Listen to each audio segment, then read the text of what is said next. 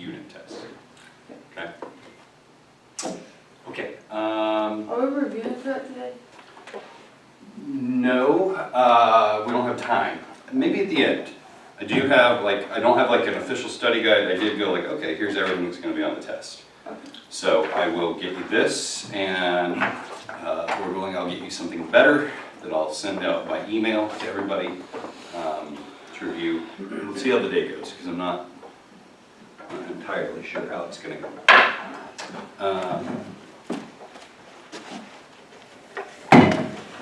Oh, when are you going to give us back our test? I haven't graded them yet, Okay. so I will have them to you next class then.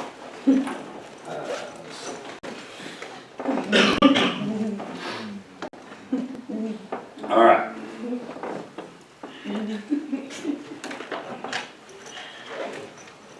Let's pray. Then we'll do just a hair of review. For those who were not here last time, I'll show the video that we showed. We'll do gang symbols and stuff. And then we'll start on, and then we'll start on Meiosis. Best thing of your life, and you never know. Okay, let's pray. Heavenly Father, thank you for today. We need you to help us to learn quickly some things that maybe we weren't here for last time, to remember these things, to put all these puzzle pieces together, and give us minds to learn Meiosis, Lord, which is a little more difficult for us. And just pray that you'd be with us and guide us. In Jesus' name, amen. Okay. So, super quick review, cell cycle. Okay, so the life of a cell, somatic cells. We're going to go something like this.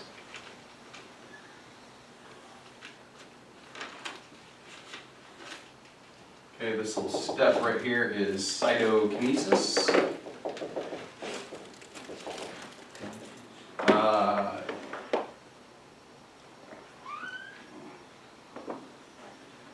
All of this section here, which is going to get divided. It's like the phases between cell divisions. And then we have G1, which stands for growth phase 1. We have S phase for DNA synthesis. And then we have G2 phase. Notice it takes a while to copy all that DNA so that you can divide into 2. This is all about one cell becoming 2. Okay? Then you can catch the very, very end, and we have what we call mitosis. And in mitosis, you've got prophase, metaphase, anaphase, telophase, and then immediately after that, cytokinesis. I'm not going to reteach all of mitosis. We don't have time, but your DNA during most of this time is like books that are flown open, and so you can access the DNA and read it and make RNA, make proteins and all that kind of stuff. And so it's open, it's relaxed, it's loose, it's what we call chromatin. Pencils down. Show me chromatin. It's nice, it's loose, it's full. We're just going to stop. You must participate. Everybody, hands, flowy hands. Chromatin. Okay, good. And then we go into prophase and we go chromosomes. The DNA tightens up. Come on. Yeah. But they cannot be here. They can be anywhere but here. They can be here, they can be here, but they cannot be along here. Okay, so anywhere but there. Ready? Prophase. And then they move to the middle, metaphase. And then they begin to separate. The chromatids separate, anaphase. And then telophase, where they loosen back up. Ready? Chromatin. This is interphase. Prophase, metaphase, anaphase, telophase. Interphase. The island, I knew you'd love this. Prophase, metaphase, anaphase, telophase. We do this because it loosens back up into chromatin again, right? Okay. So those are the steps of, and what's really helpful about this isn't just me being silly, is this is what it looks like. And when you look at a picture of a cell, and the chromosomes have been stained for mitosis, it's loose like this when it's in interphase. And then they're randomly distributed, but it's not like this anymore. They're very tightly packed in chromosomes in prophase. And then they get moved to the middle during metaphase, and then they separate, and they literally, it looks like this, okay, in anaphase, and then they loosen back up in telophase, okay? That's mitosis, the division of the nucleus for cell division. And then we start to talk about meiosis, and we did just a little bit and then we kind of left off. So meiosis, we're dividing nuclear material again, but this time we're doing it in preparation for gametogenesis, the formation of sex cells, right? Here, one cell became 2. Here, one cell becomes 4, okay? So one cell becomes ultimately 4. First it becomes 2, and then it divides again, and it becomes 4, okay?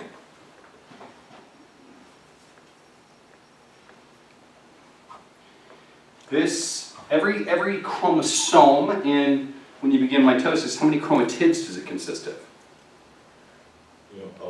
2, right? Let me go back to this. So your chromosome has 2 chromatids, one here and one here. They're called sister chromatids. They're exact copies of each other, okay? So 2 chromatids. So if I have 46 chromosomes, how many chromatids do I have total? 92, right? 46 times 2 is 92. So I'm going to do this in terms of chromatids. At this stage in meiosis, I begin with 92 chromatids, but then that genetic material gets divided in half, so I don't have 92 anymore, I have 46 in each one of these. And then that gets divided again before any replication can happen, and it becomes 23 chromatids. Okay? And this is what happens for mom, right? And then over here, you kind of got the same thing happening.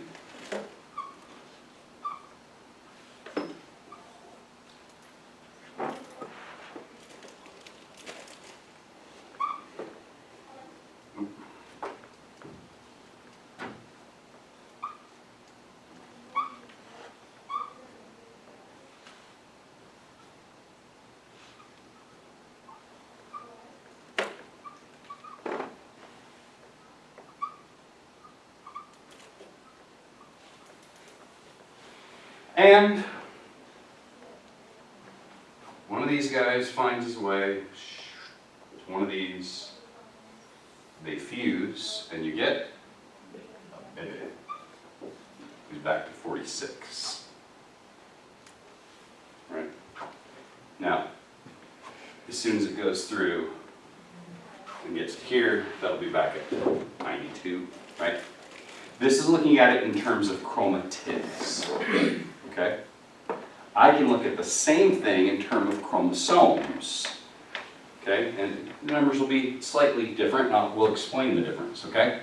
So, if I'm doing chromosomes, then this is 46, right? Okay? And then, after it divides, it's going to be down to 23. And then after it divides again, it'll still be down to 23.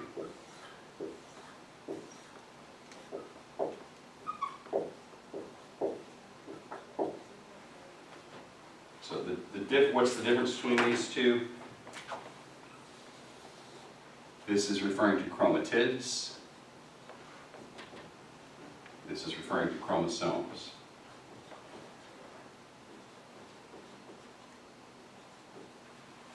Okay. This chromosome has 2 chromatids, hence 92. These chromosomes have 2 chromatids, hence 46. But now at this point we divide our chromosome into half, into 2 chromatids. They still have the genetic material for 23 chromosomes, right? But each one of these only has... Can you say that again? Yeah.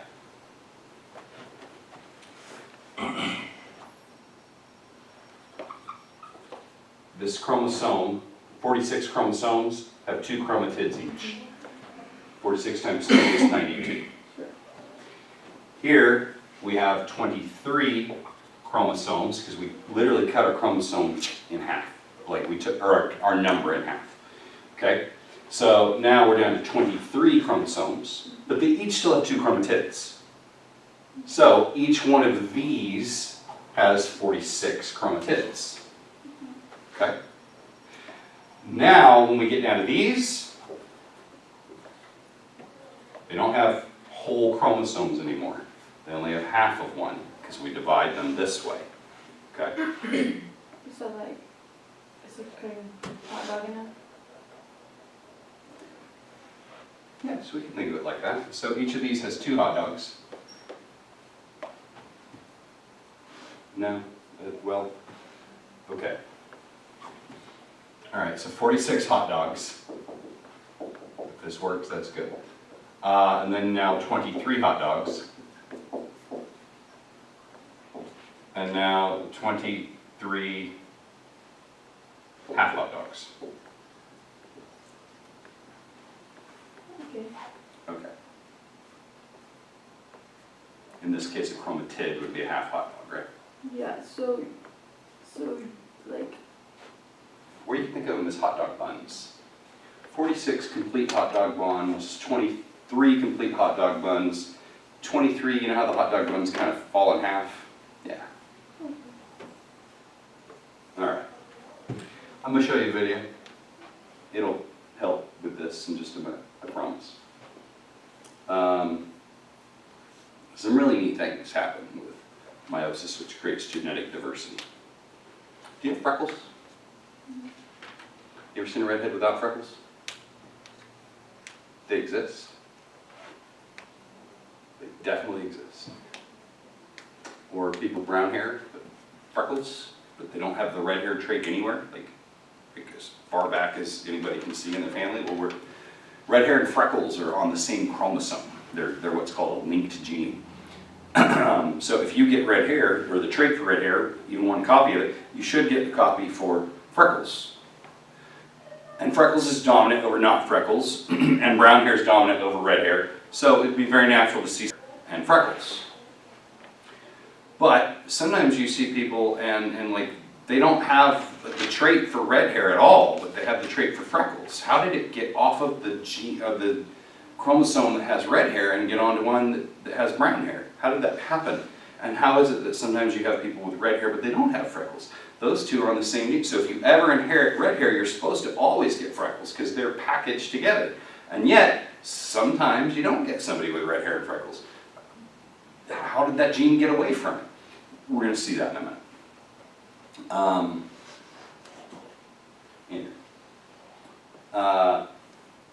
Chromosomes, chromatids, meiosis, genetic material. Here we go.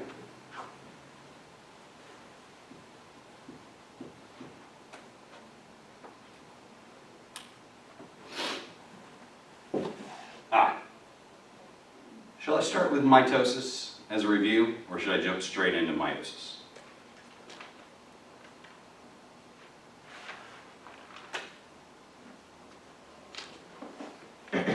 The review. You want the review? Okay. Reproduce cells. Hold on one second. I need to make sure this shows up on the deal.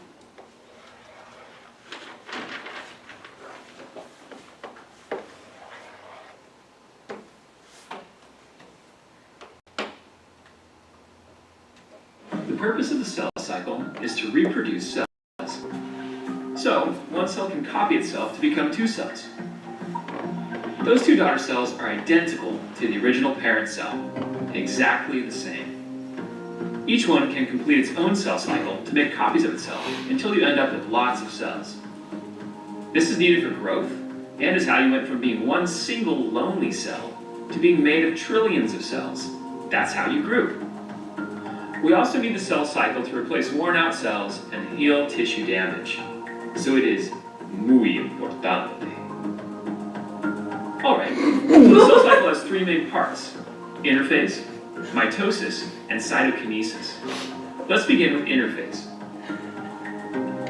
Interphase is the part of the cell cycle where the cell is not dividing. Think of this as normal cell life.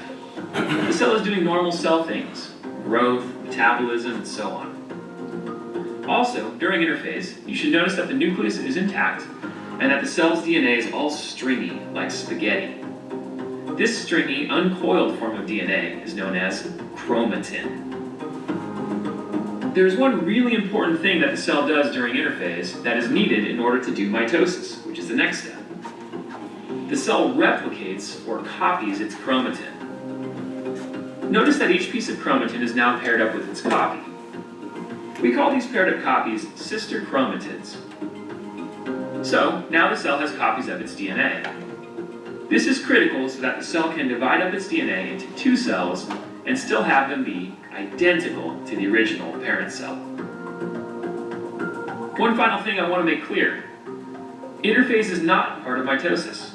It happens before mitosis and is especially important because it is where the cell's DNA is copied. Now, let's begin mitosis, the process of dividing the cell's DNA into two identical cells. Mitosis has 4 phases: prophase, metaphase, anaphase, and telophase, which you can remember as PMAT. The first phase of mitosis is called prophase. During prophase, there are a few key events. 1. Chromatin coils and gets nicely packed to form chromosomes. So instead of being like a tangled mass of spaghetti, your DNA is tightly packaged and easier to organize and move around. 2. The nucleus goes away. It literally disintegrates. Why? Because it's in the way. The chromosomes are trapped inside the nucleus and can't get moved to where they need to go unless the cell gets rid of it. So it does. 3. The spindle apparatus, a bunch of protein tubes that are used to move your chromosomes around, also forms. It makes sense that all of these things would happen during prophase, the beginning of mitosis, because they are the things that need to happen at the beginning. It's like moving to a new house. There are some things you do at the beginning of the process. Just like you need to pack up your stuff before moving to a new house, the cell needs to pack up its chromatin into easily movable chromosomes. And just like you need to leave your house to move out of it, the chromosomes need to get out of the nucleus, so it vanishes. Your whole house doesn't exactly vanish, but you get the idea. Finally, if you're going to move, it makes sense to have your moving truck ready to go. The moving truck is like the spindle apparatus. Again, it makes sense to have this at the beginning of mitosis. So, that's prophase. The rest of the phases will go much quicker. Metaphase is the next phase. In metaphase, the chromosomes line up down the middle of the cell. Think M for middle. The chromosomes line up down the middle. This makes the chromosomes easily organized so that they can be evenly divided in half in our next phase, anaphase. During anaphase, sister chromatids are separated from one another and pulled to opposite ends of the cell. Telophase is basically the reverse of prophase. Each newly formed daughter cell is going to start its new life in interphase. So we have to undo all the mitosis stuff that helped the cell to divide. Back to normal cell life. So, the chromosomes uncoiled form chromatin, the nucleus returns, and the spindle apparatus breaks down because it is no longer needed. Usually at the same time, the cell completely divides in half, a process called cytokinesis. The result is 2 genetically identical daughter cells. That is the entire cell cycle: interphase, mitosis, and cytokinesis. If you enjoyed this video, please like it, subscribe, and check out the other free games, quizzes, and interactive learning. Alright, so mitosis created 2 identical cells, right? Or the cell cycle, mitosis, and cytokinesis. Mitosis functioned to divide the new genetic material so that you had 2 exact copies in each one. That is not the function of meiosis, okay? They're both dividing genetic material, but their goal is different. In mitosis, you want to create identical cells. In meiosis, you want to create distinct cells. In mitosis, you want to create 2 diploid cells. That's a word I haven't used yet. And in meiosis, you want to create 2 haploid cells. We need to learn that word, haploid and diploid.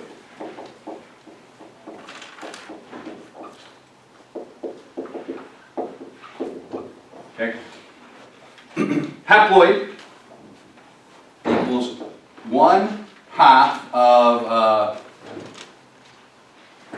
Mary, let me go differently with this. Haploid is 1 copy of all genes. Diploid is 2 copies of all genes. How many copies do you presently, in almost all of your cells, how many copies of genes do you have? 2. You got 1 from? And you got 1 from? Dad. You have 2 copies, okay? When you go to have a child, you're not going to give 2. You want your child to have 2 copies, but you can't give them 2. If you give 2 and your spouse gives 2, that child's going to come out with 4. That child's going to die. Has no chance of surviving.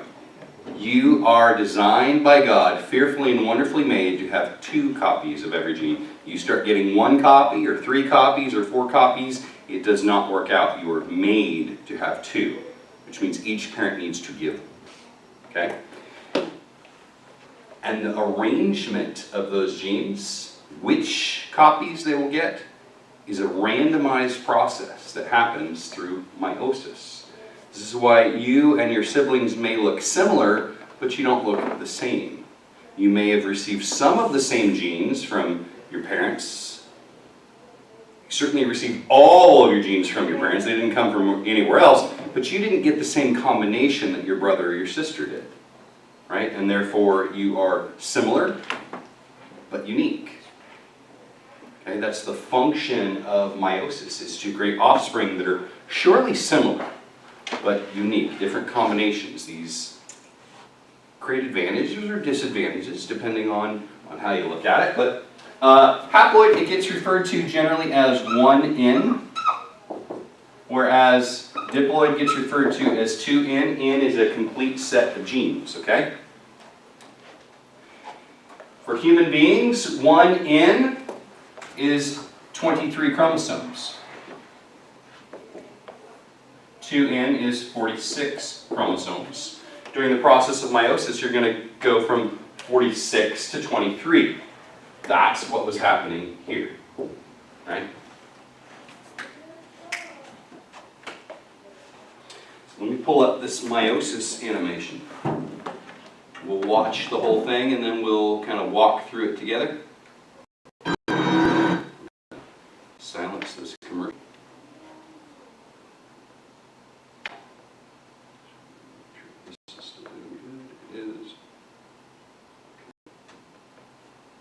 Hi, good morning. How you doing? Oh, I'm good. How about you? Very good. In prophase 1, the DNA coils tightly and individual chromosomes become visible under the light microscope. Homologous chromosomes become closely associated in synapses and they exchange segments by crossing over. By metaphase 1, the nuclear membrane has disappeared and the microtubules form a spindle. Spindle fibers attach to only one side of each centromere, and the 2 homologous chromosomes attach to microtubules orienting from opposite poles. Each pair of homologs then lines up on the metaphase plate. Either maternal or paternal homolog may orient toward a given pole. In anaphase 1, the microtubules of the spindle fiber shorten and pull the chromosomes toward the poles, taking both sister chromatids with them. Each pole ends up with a complete haploid set of chromosomes consisting of one member of the homologous pair. During telophase 1, the nuclear membrane reforms around the daughter nuclei. Each daughter nucleus contains 2 sister chromatids for each chromosome attached to a common centromere. Because of crossing over, the 2 sister chromatids are not identical. During prophase 2, the nuclear envelope breaks down and a new spindle forms. In metaphase 2, spindle fibers bind to both sides of the centromeres. During anaphase 2, the spindle fibers contract and the sister chromatids move toward opposite poles. In telophase 2, nuclear envelopes reform around the sets of daughter chromosomes.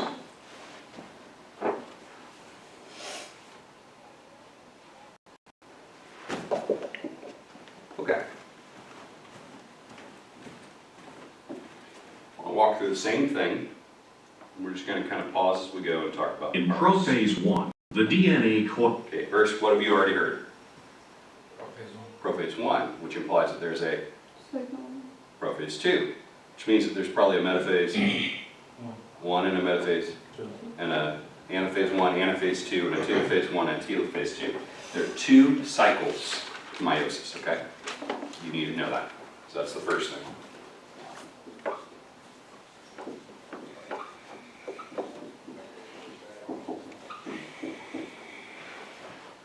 Generally known as meiosis 1 and meiosis 2.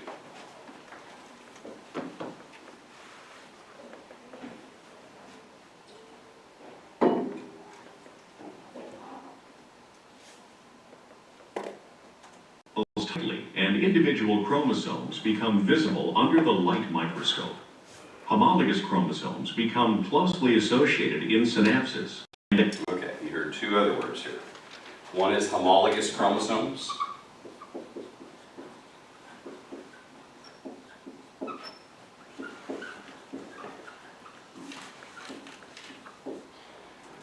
Another one is synapsis.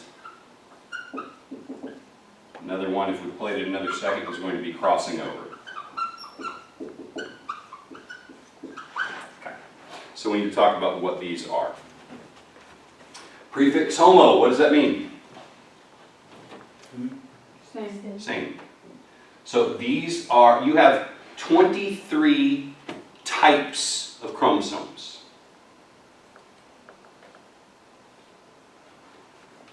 Each of those 23 types has a different set of genes. But you have 2 copies of each gene, one from mom, one from dad. Let's consider for a moment the X chromosome, okay? Ladies, you have how many? 2. 2. Gentlemen, you have? 2. No. He would be a she if she had 2. You have 1 X, 1 Y. You got your X from your mom, and you got your Y from your dad. Okay? We live in a confused world. So you have these 2 X chromosomes are called homologous chromosomes, or your X and your Y are called homologous chromosomes. Those 2 are not exactly, it's very necessary that they be different.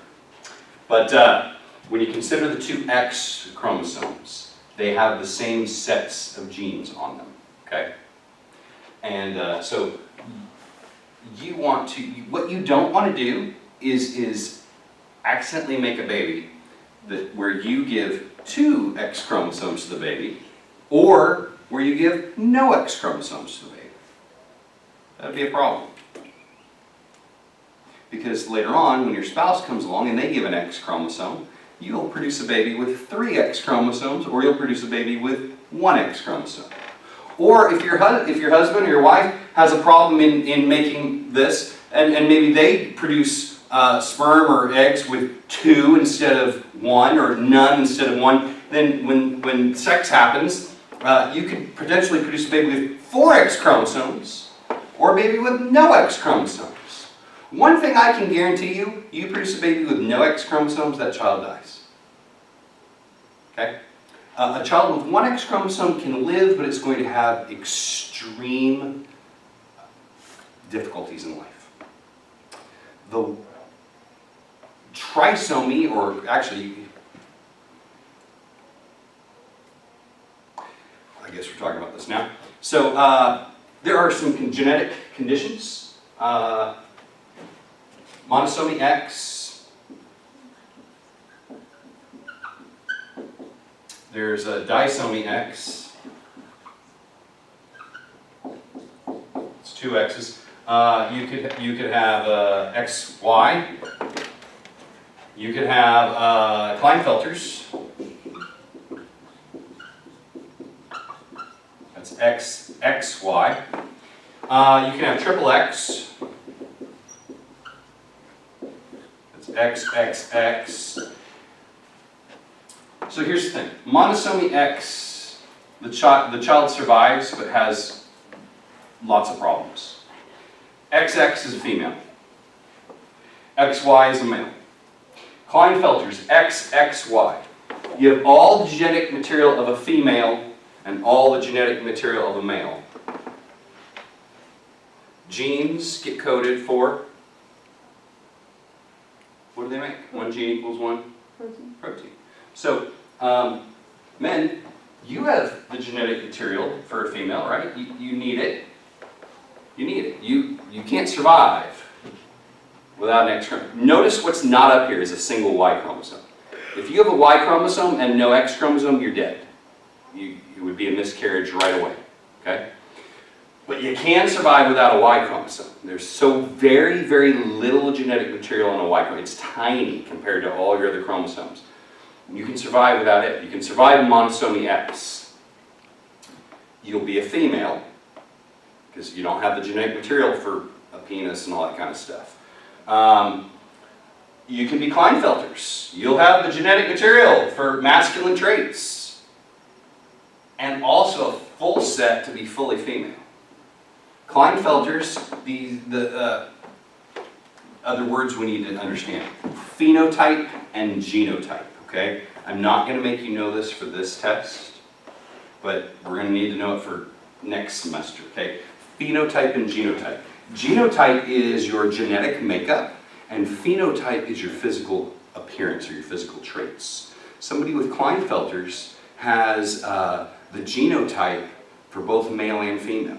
Their phenotype can vary, okay? This individual will definitely have a penis, but this person may have breasts as well. This does happen, okay? This is... Sorry. Now, I don't mean like fully functioning, lactating, all that kind of stuff, okay? But you have larger... You understand that men can have, to varying extent, men can express more feminine chests. This is a real thing. Yeah. If a man is eating a lot of foods that have estrogen in it or promote estrogen production, well, estrogen has the same. This is the whole thing with the trans movement, right? So if a young man goes, I'm not a he, I'm a she. Well, let's take things that block testosterone, so that he doesnh begin, producing a beard and the voice dropping and all this kind of stuff. So let's stop that. This is a real problem with our food and with our water. We've got so much just stuff in our food and in our water. If a boy gets exposed to estrogen or to hormones that are similar to estrogen, he will likely begin expressing secondary sexual characteristics like breasts. Might not need a bra, but, he might feel very awkward. So somebody with Klinefelters, this is potentially their normal, is that they would have, they may have breasts. There are also at least reports of individuals with Klinefelters who do not express typical male characteristics. You would not look at them and go, oh, that's a dude. Okay? If there is a penis, it would be extremely small, and you may have secondary sexual characteristics that look feminine. Okay? Now, the presence of that Y chromosome doesn't mean there's going to be testosterone. You would expect larger than normal muscle development. You'd likely see larger height. Look, this is the reason that especially in sports, there is such controversy over people who are transsexual competing in the opposite sport. That there's a biological advantage to having lots of testosterone.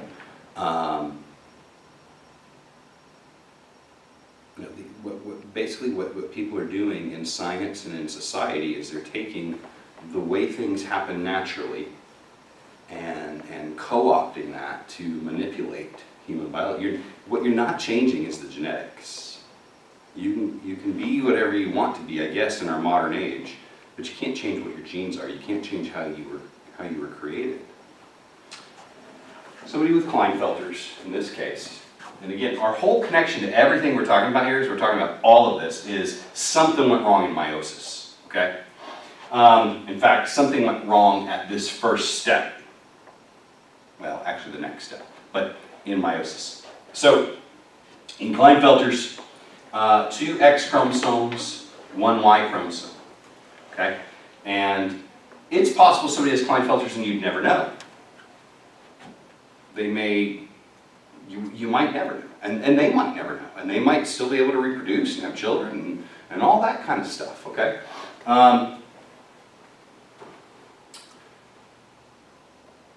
Any more questions about Klinefelter's? Okay. You're supposed to have 2 of each type of chromosome. You start messing with the numbers, things get wild very quickly. There are a couple of genetic traits or diseases or whatever you want to call them where you can exist with trisomy, with 3 copies, which means you're producing more proteins. Every time your body calls for 2 copies of a protein, you're producing 3. That doesn't work out very well. There are a number of diseases where you can have that and survive. For instance, Down syndrome, trisomy 18. You have 3 copies of chromosome number 18.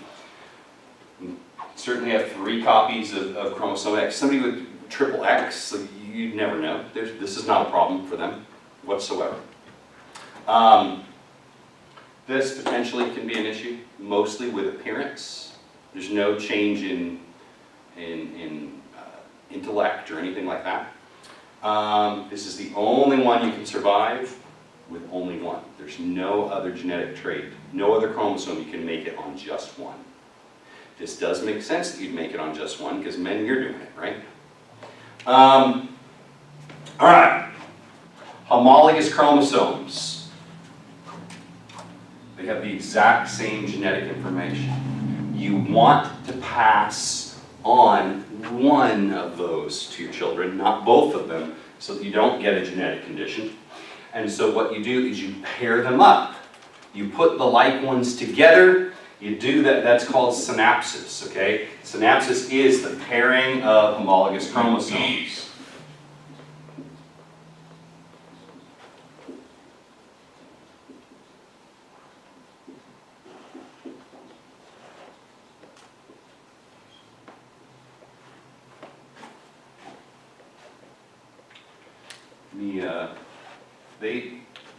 Let me just draw crossing over for you.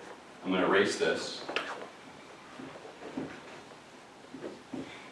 I'm going to do these in different colors so that it becomes easily visible.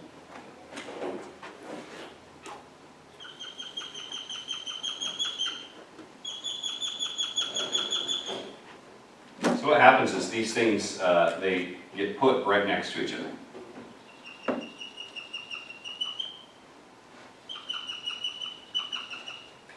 These are homologous chromosomes. They code, I'm using different colors for purpose, but not because they have different genes. They code for the exact same genes. But because they get bound so tightly, okay, it is entirely possible that a piece breaks off and it reattaches. And it might reattach to the exact chromosome it was on, but they might also flip around and attach to the other chromosome. And this is what we call crossing over.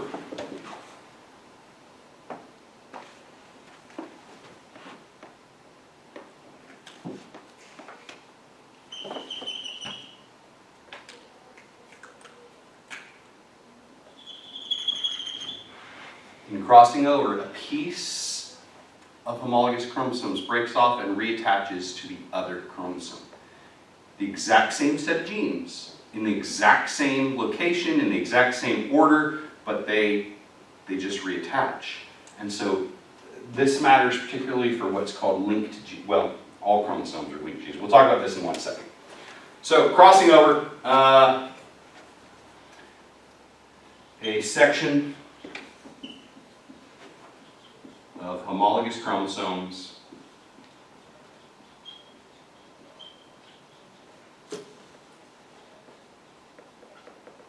breaks off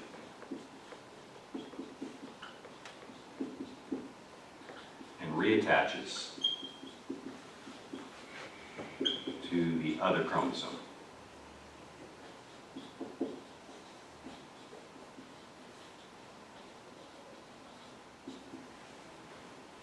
Okay. This creates what we call genetic recombination. New combinations of genes.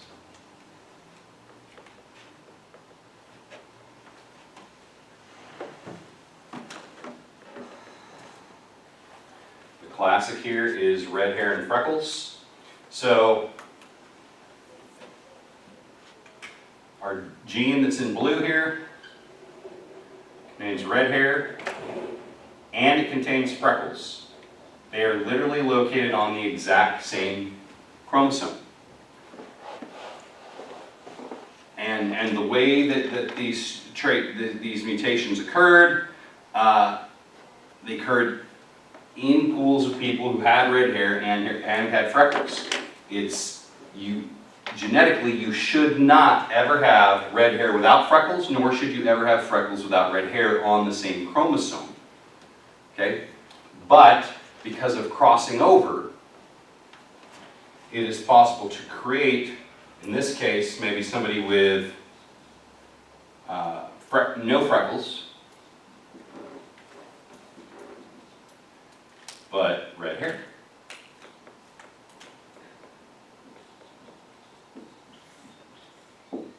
Or over here, create somebody with red hair and no freckles. Oh, let's do freckles. Sorry, I did it backwards. Brown hair and freckles.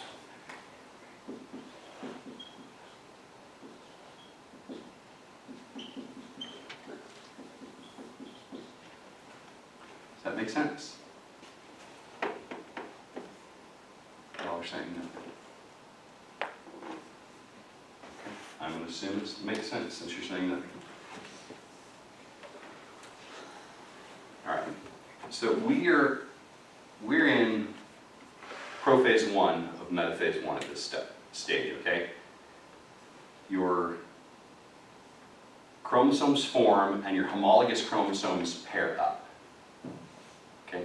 That's why crossing over can happen. It happens during synapsis, which is the pairing up of these homologous chromosomes. The reason we do this is because I don't want to give 2 of chromosome 7 to my child. I don't want to give none of chromosome 7 to my child. I want to give 1 of chromosome 7 to my child. They exchange segments by crossing over. By metaphase 1, the nuclear membrane has disappeared and microtubules form a spindle. Spindle fibers attach to only one side of each centromere, and the 2 homologous chromosomes attach to microtubules orienting from opposite poles. Each pair of homologs then lines up on the metaphase plate. Either maternal or paternal homolog may orient toward a given pole. In anaphase 1, the microtubules of the spindle fiber shorten and pull the chromosomes toward the poles, taking both sister chromatids with them. Okay. I'm going to erase the far side of the board and draw over there and make sure this gets on the video.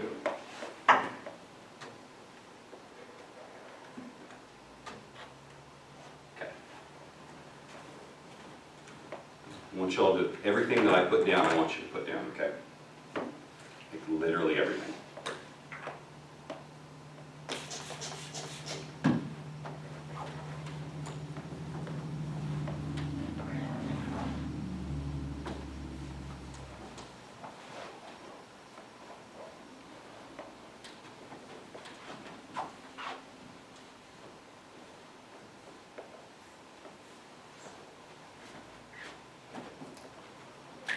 Okay, we're going to do prophase 1.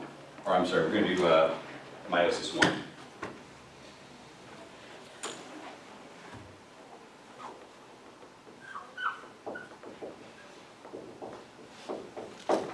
Okay, we begin with prophase 1.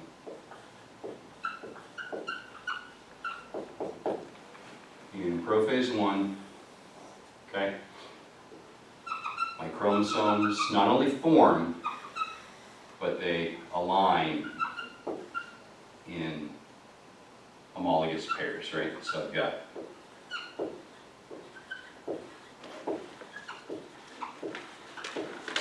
okay.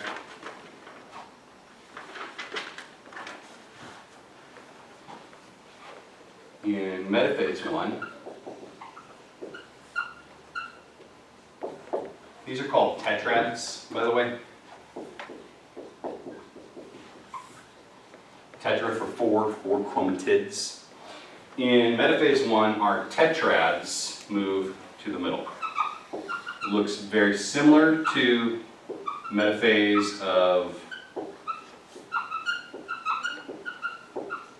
mitosis, except that it's the tetrads doing it, not just the chromosomes doing it. Then in anaphase 1,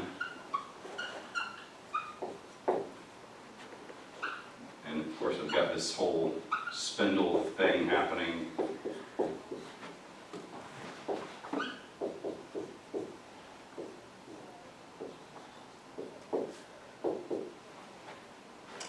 In anaphase,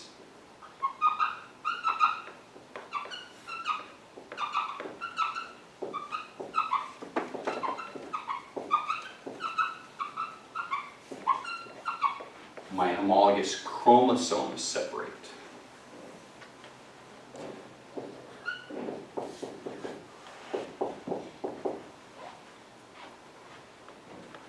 And then in telophase 1,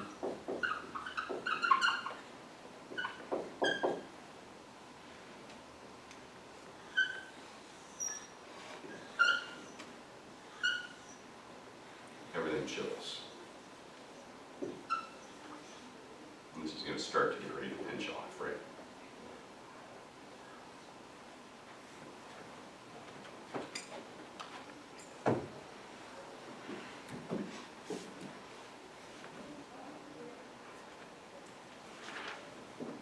Homologous chromosomes called tetrads, homologous chromosomes called tetrads. Now the homologous chromosomes get separated. They're whole chromosomes. Each one has 2 chromatids.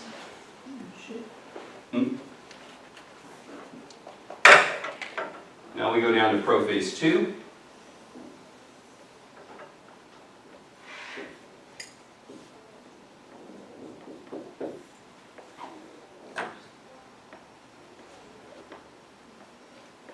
This is happening twice because I've got making 2 cells, right?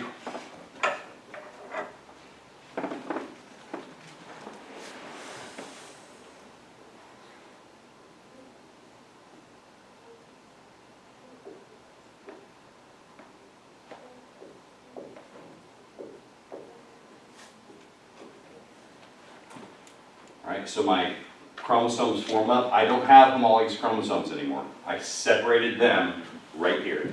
We no longer have 2 copies of each gene. I only have 1. Now in metaphase 1, or I'm sorry, metaphase 2, this all moves to the middle.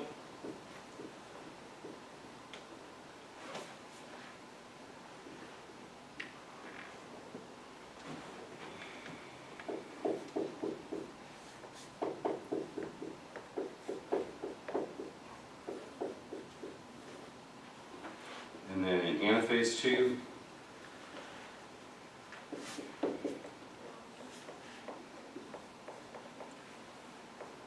now my chromatids separate. And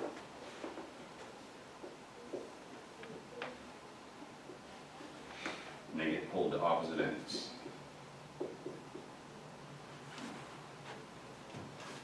Now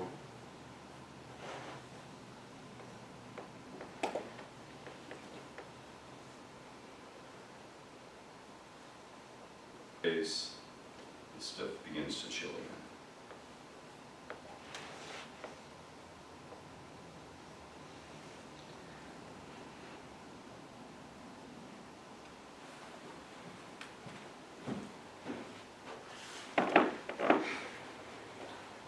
In this drawing, I've got 4 tetrads, which means I have 8 chromosomes.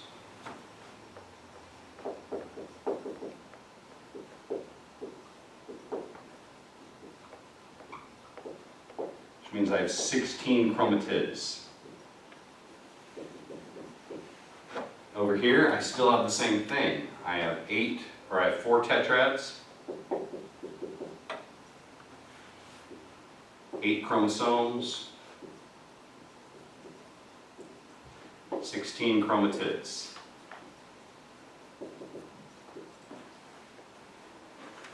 Over here, I don't have tetrads anymore. They're separated, right? Now, I still, for this moment, I still have 8 chromosomes and 16 chromatids. By the time I get to this step, I've only got 4 chromosomes above. I got 4 chromosomes below. I've got 8 chromatids. 8 chromatids. I come over here.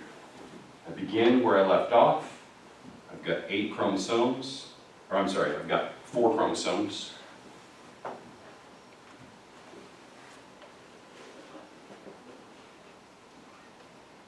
Eight chromatids.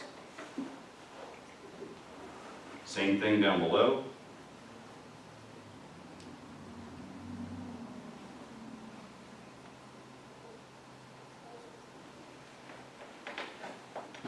Same thing over here.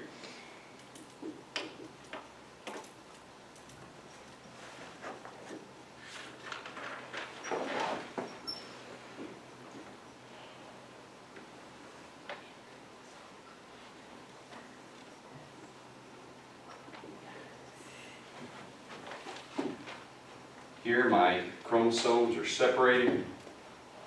I can really only speak of 8 chromatids.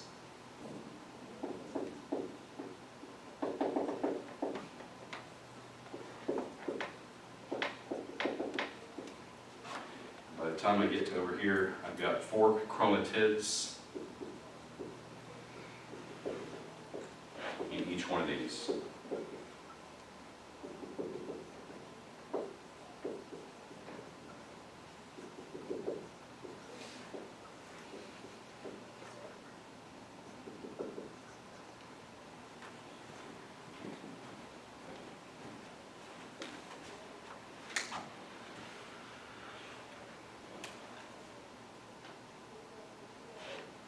Questions?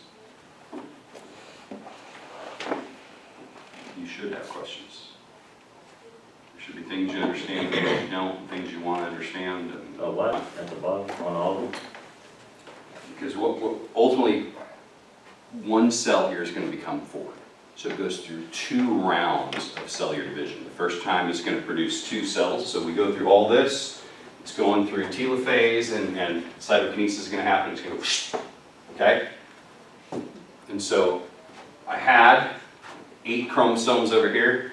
I have 4 by the end of this. That's how I begin. I had 16 chromatids. I'm down to 8.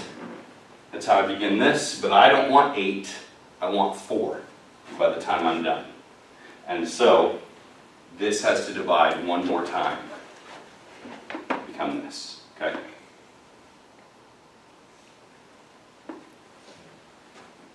Other questions?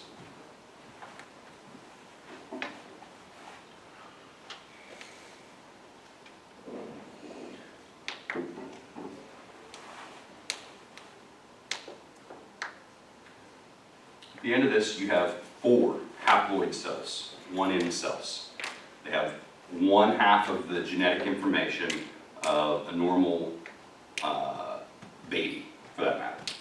And so you don't want to exist. Nobody can exist, not a human anyways, with only 1 copy of each of these. You must have 2 copies of each of these. So how do I go from this to a baby that has 2 copies?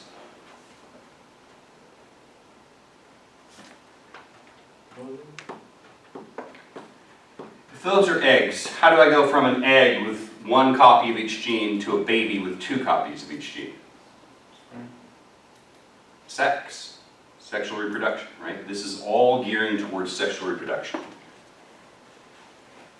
which is where we've got to go next. This is how you go from diploid to haploid. How do you go from haploid to diploid? The answer is sex.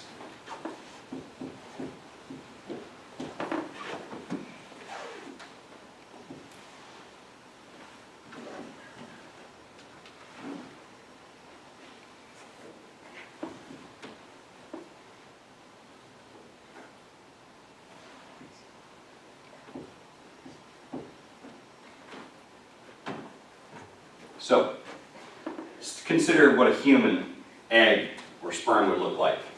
Okay, it's going to have, this is an egg, it's going to have 23 chromatids. Sperm comes along.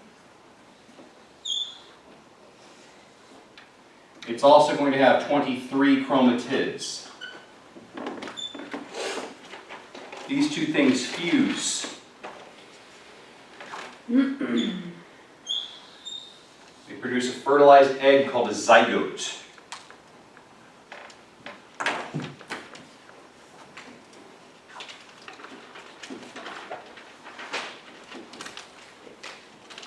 How many chromatids does this zygote have?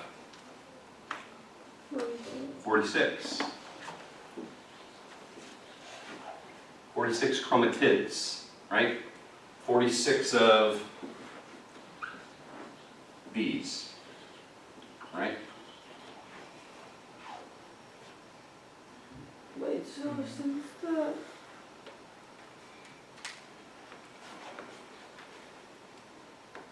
Oh, wait, never mind. How do I go from 46 of these to 46 of these? Times 2. Yes. How do I get my DNA to go times 2? Copy. Nope. Copy it during S phase of cell cycle. Okay? So this egg right here is just entering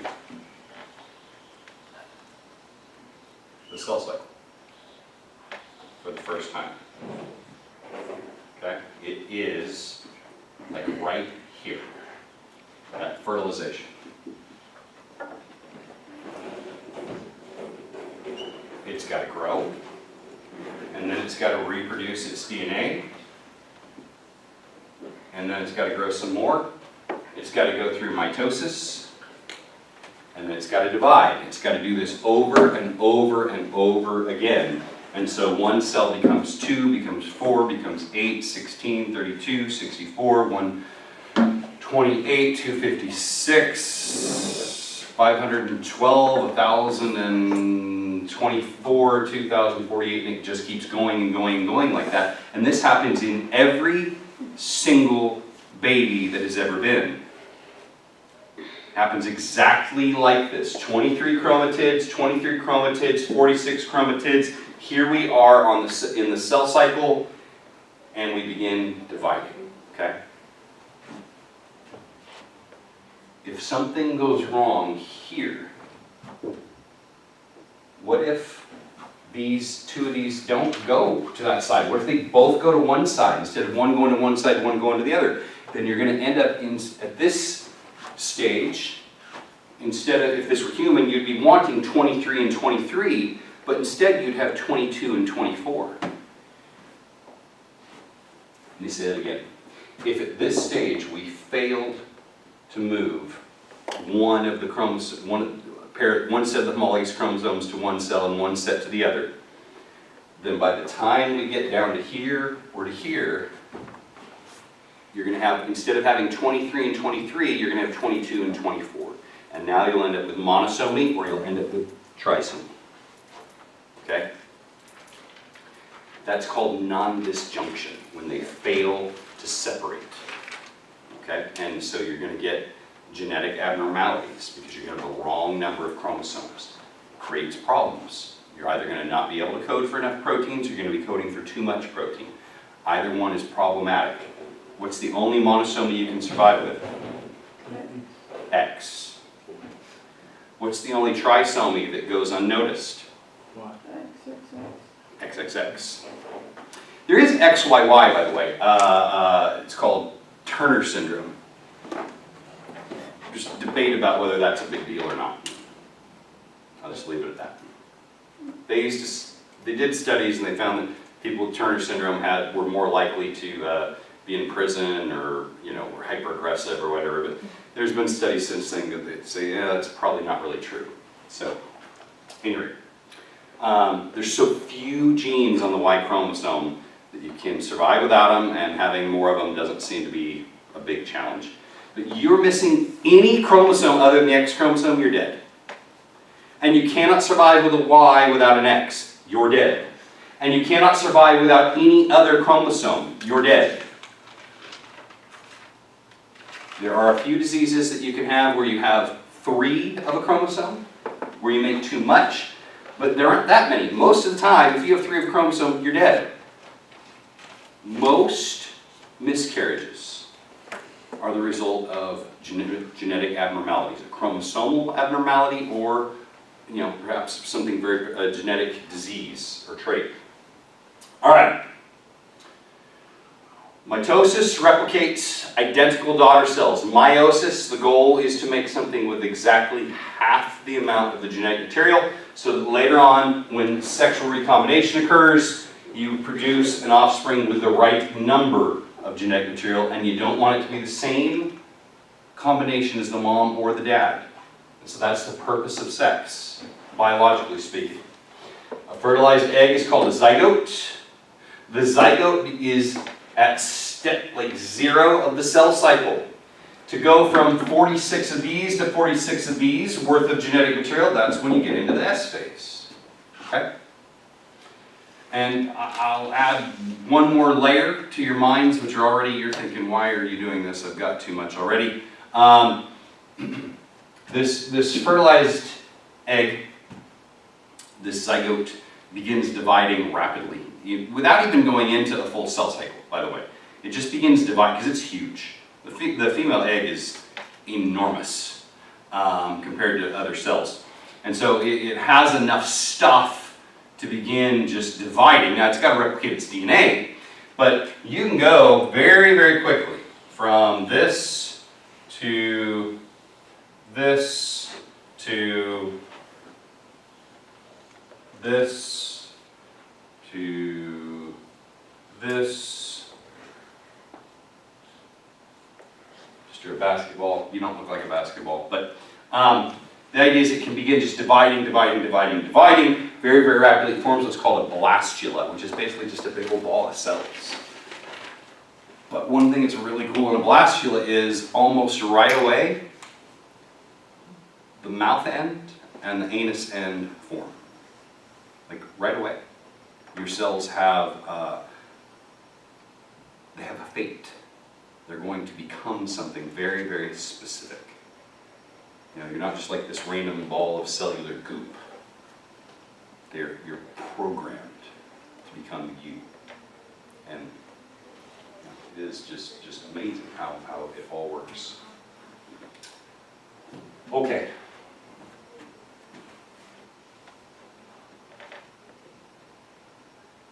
Do you have questions? No? Okay. Time.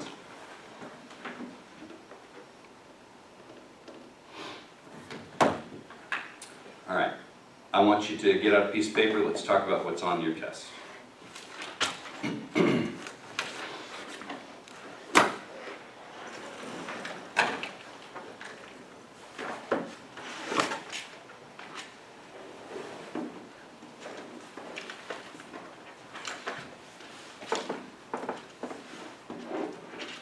Let's start with today's. If I give you a drawing of a cell in meiosis, and I give you basic information about it, you got to be able to tell me where it's at. So if I tell you that the diploid number is 4 chromosomes, and you see 4 chromosomes, those chromosomes are like this. What phase is it in? Prophase. It's in the prophase, 1. If I tell you conversely that the diploid number is 4, but you see this, where am I at? Phase 2. Prophase 2 has half the number, right?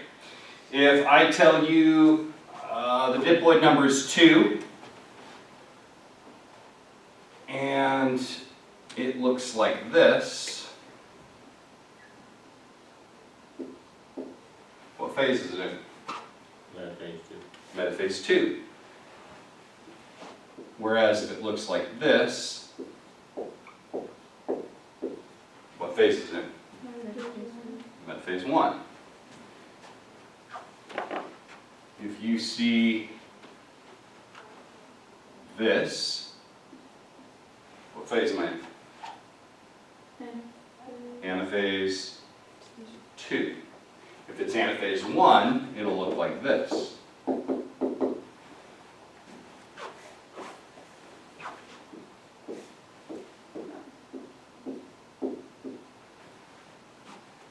Okay?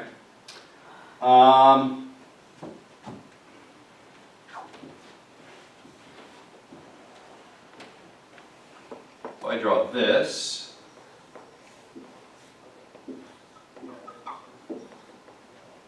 or if I draw this,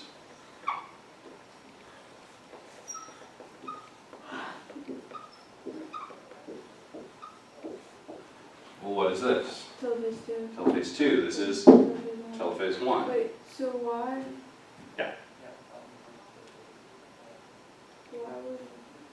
Why would you draw 2 different on for phase 2 of telephase? But everything. Because if I only draw 1, you can't tell the difference between those two. Because the DNA is loosened up. You can't look at the chromosomes to see if they're chromatids and all that kind of stuff. Yeah, you can't.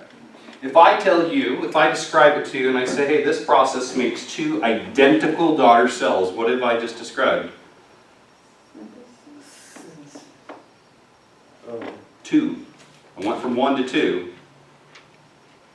So I got to be talking mitosis cytokinesis, right? Or meiosis cytokinesis. But the fact that I tell you it produced 2 identical daughter cells means that it just went through mitosis.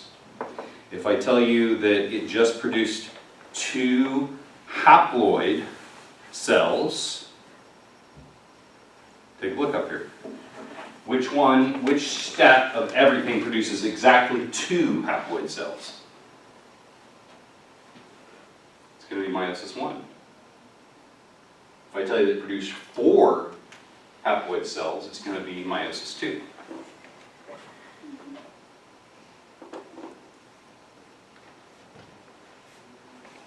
Okay? If I tell you that a cell's diploid number is 8 chromosomes, what's its haploid number?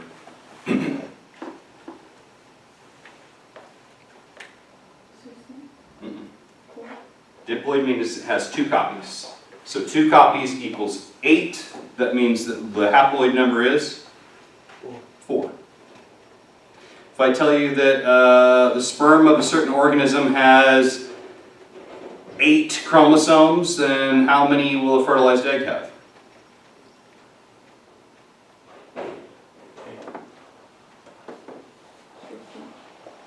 16.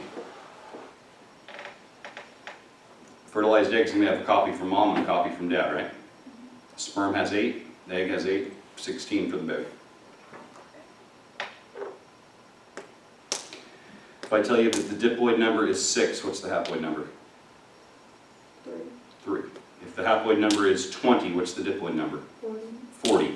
If a cell going through mitosis has 12 chromosomes, how many will it have after mitosis? 12.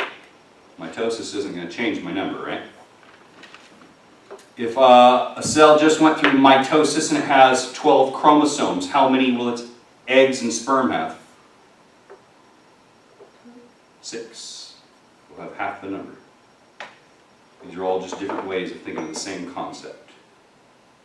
This concept is very, very important. You have 46 chromosomes. How many do you want to give to your children? 23. If that goes wrong, something will go wrong. Your partner needs to give 23. Your baby needs to come out with 46. We can take that principle and we can apply it to all kinds of other organisms. Not every organism has 46 chromosomes. If a watermelon has 90 chromosomes, how many chromosomes are present in the egg that formed the watermelon? 45. How many were in the sperm that formed a chromosome? 45. You're not used to thinking of watermelon as having eggs and sperm, but they do. The sperm is in the pollen. The egg is in the center of that flower, and when it gets pollinated, the pollen burrows down, and the egg fertilizes, or the sperm fertilizes the egg, and a seed forms. Plants do sexual reproduction too. All right.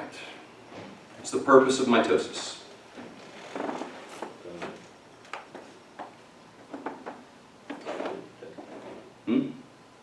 Mitosis.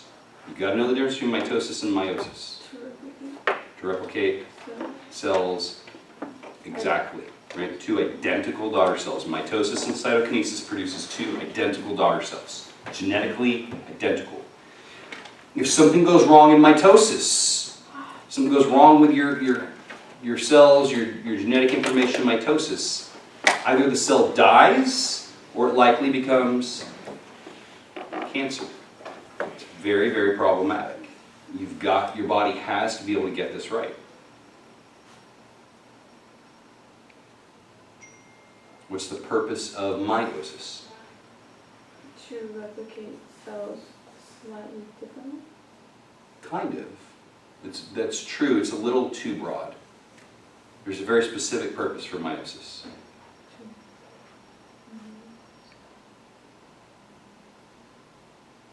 Ladies, what's the purpose of your meiosis? To make? Gentlemen, what's the purpose of your meiosis? To make? 23 chromosomes. Very good. What kind of cells are those found in? Sperm cells. Sperm cells. And yours are in? Eggs. Right? The purpose of meiosis is to produce 4 haploid sex cells. Or to produce eggs and sperm. They do need to be haploid.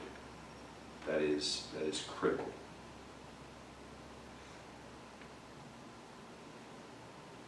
What time is it? 10%. I will create a study guide and I will get it out to you. Okay? I will see you in a week. I'll have your other test graded. Have a good day.